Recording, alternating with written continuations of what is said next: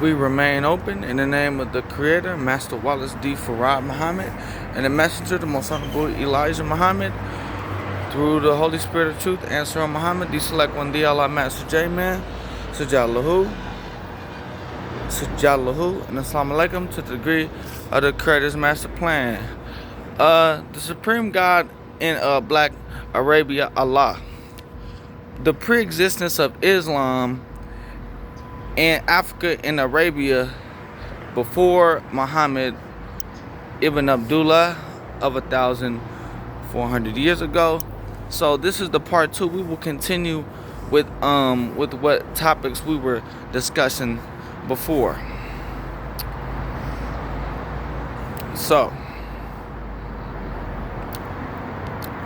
Islam, it's a way of life, but we created a religion because people formed other ways of life. At a time, there was only one way of life, and it was Islam. Because a black man, we didn't go to war.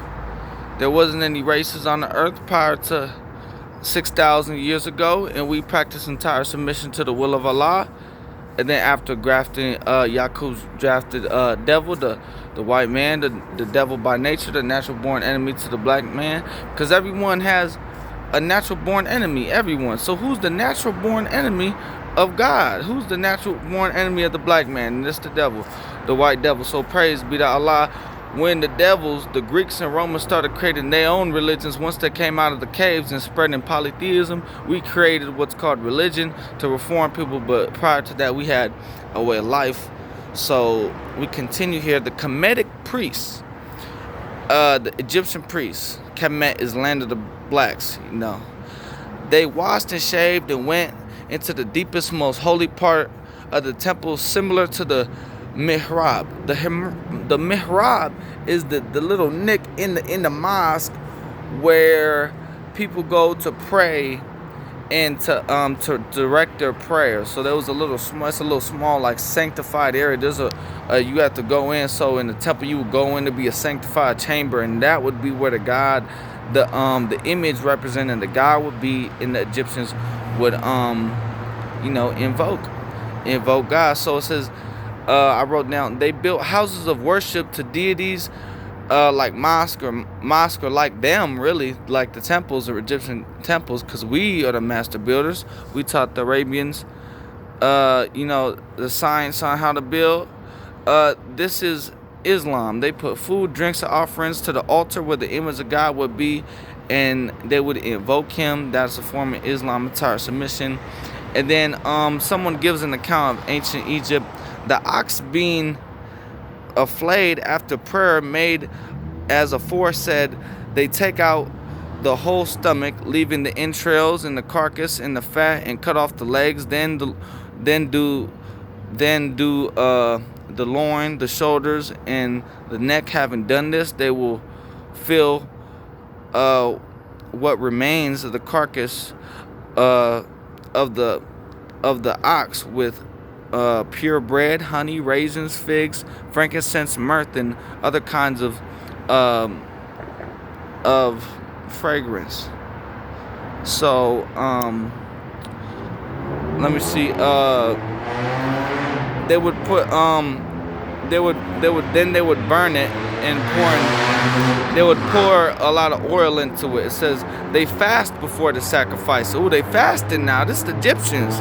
And while burning, they all make lamentation. And when their lamentation is over, they set out a meal of what is left of the victim. So they cut it. They take out all the entrails, all the organs. They stuff it with honey, raisins, figs, myrrh, frankincense, and they burn, and they they put oil on it and burn it, and what's left they sacrifice to the God for their and they lament for their sins.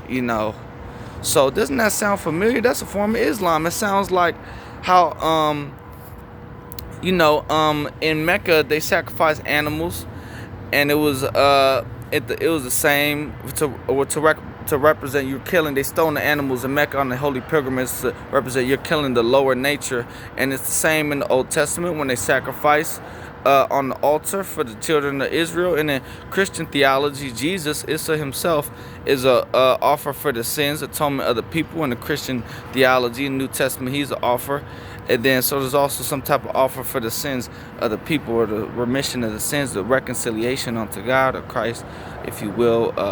We as Muslims take Christ to be the Father, not Jesus himself. We in the Nation of Islam see Allah in the person of Master Fard Muhammad, the great Mahdi Allah, in the person as Christ. So this all goes back to Kemet, the ancient religion of Islam. Islam is the nature of Allah. It's the nature of the universe. It's as old as the sun, moon, and stars.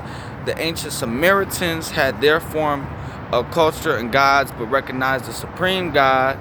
And even the Indians, who they're 35,000 years old in the Indus Valley, 5,000 years ago, they had a way and a system, a theology, and even in the Hindu theology, there's a God of the gods, So all theologies across the world recognize some type of oneness of God, and Islam has been practiced and existed in many forms for thousands and millions, trillions, infinite into the great voids of beyond of the so-called time period. But Honorable Elijah Muhammad says we don't have time until we have motion, because when Allah created this universe out of the water dropped, the atom of water in the universe that was there for infinite, God knows how long it was there, then that atom moved 78 trillion years ago, and that first motion of the atom and that light, and then how he created the heavens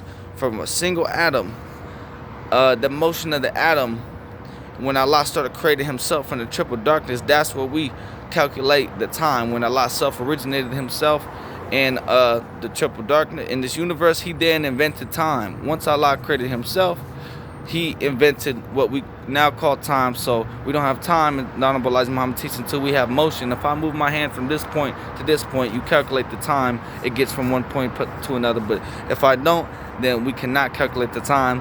Sajad Lahu and Assalamu Alaikum to the degree of the Creator's master plan. Family, my beloved, I greet you in the greeting words of paradise and peace. Assalamu Alaikum.